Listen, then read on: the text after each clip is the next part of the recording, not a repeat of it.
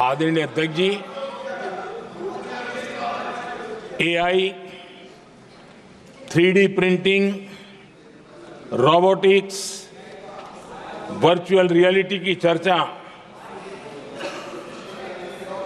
हम तो गेमिंग का भी महात्मा क्या होता है इसके लिए भी प्रयास करने वाले लोगों में से। मैंने देश के नौजवानों से कहा है कि दुनिया का गेमिंग क्रिएशन का, क्रिएटिविटी वर्ल्ड का कैपिटल भारत क्यों न बने। और मैं देख रहा हूं बहुत तेजी से हमारे लोग काम कर रहे हैं।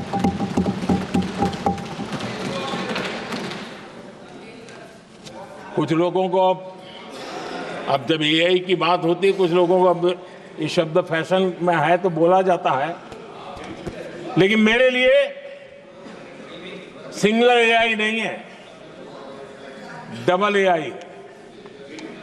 भारत की डबल ताकत है। एक एआई आर्टिफिशियल इंटेलिजेंस, दूसरा एआई एस्पिरेशनल इंडिया।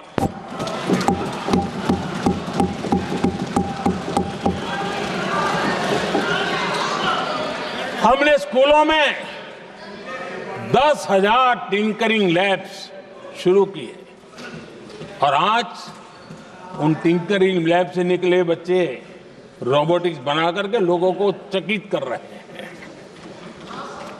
और इस बजट में 50,000 नए टिंकरिंग लैब्स उसका प्रावधान किया गया।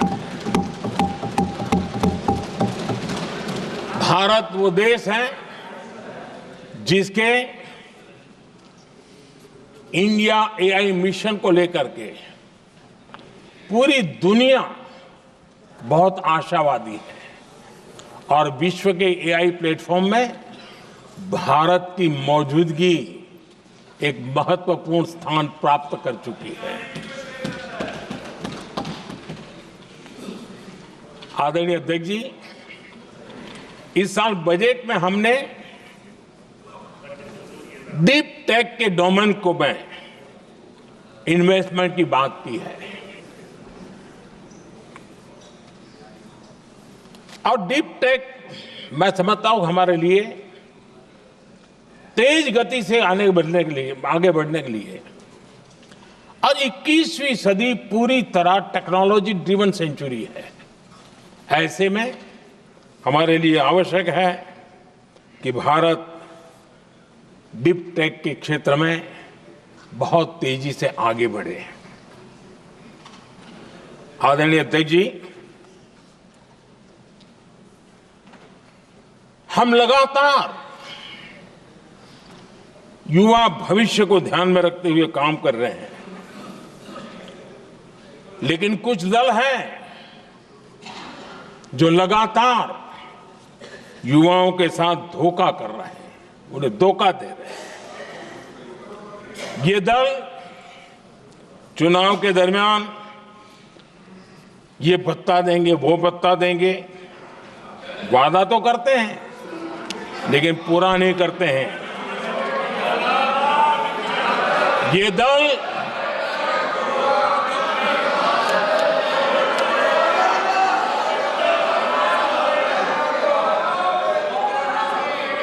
प्लीज माननीय सदस्य गरिमा प्रतिष्ठा बनाए रखें। भारत की संसद में आप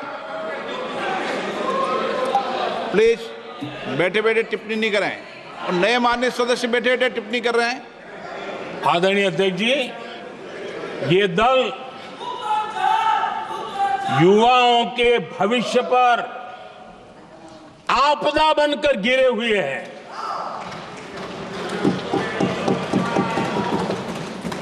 आदरणीय अध्यक्ष जी, हम कैसे काम करते हैं ये हरियाणा में अभी अभी देश ने देखा है। बिना खर्ची, बिना पर्ची नौकरी देने का वादा किया था। सरकार बनते ही नौकरी मिल गई नौजवानों को। हम जो कहते हैं उसी का परिणाम है आदरणीय अध्यक्ष जी, हरियाणा में तीसरी बार भव्य विजय और हरियाणा में के इतिहास में तीसरी बार विजय, ये अपने आप में ऐतिहासिक घटना है। आदरणीय अध्यक्ष जी, महाराष्ट्र में भी ऐतिहासिक परिणाम, जनता जनार्दन के आशीर्वाद, महाराष्ट्र के इतिहास में सत्ता पक्ष के पास इतनी सीटें पहली बार, ये जनता जनार्दन के आशीर्वाद से हम करके आए हैं।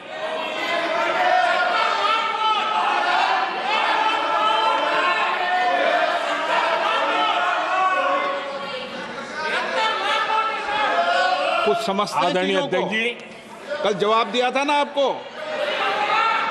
चलिए। आदरणीय राष्ट्रपति जी ने अपने अभिभाषण में हमारे संविधान के 75 वर्ष होने पर भी विस्तार से चर्चा की है। आदरणीय अध्यक्ष जी, संविधान में जो धाराएं हैं, उसके साथ साथ संविधान का एक स्पिरिट भी है और संविधान को मजबूती देने के लिए संविधान की भावना को जीना पड़ता है। और मैं आज उदाहरणों के साथ बताना चाहता हूं। हम वो लोग हैं जो संविधान को जीते हैं।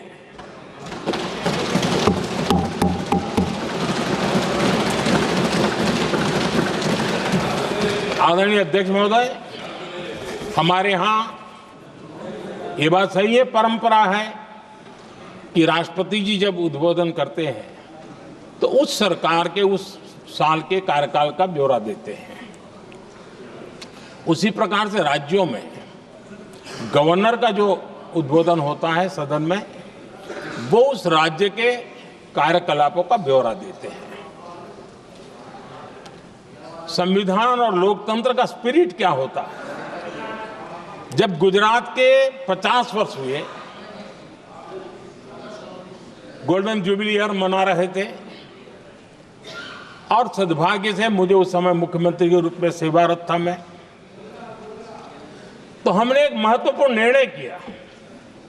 हमने किया इस गोल्डन जुबली ईयर में पिछले 50 वर्ष में सदन में जितने भी गवर्नर के भाषण हुए हैं, मतलब उस समय की सरकारों का ही वाहवाही उसमें होती है, हमने कहा कि उन 50 साल में जितने भी गवर्नर के भाषण हुए हैं, सबको ही एक पुस्तक के रूप में तैयार किया जाए, ग्रंथ बनाया जाए और आज सभी लाइब्रेरीज में वो ग्रंथ अवेलेबल है।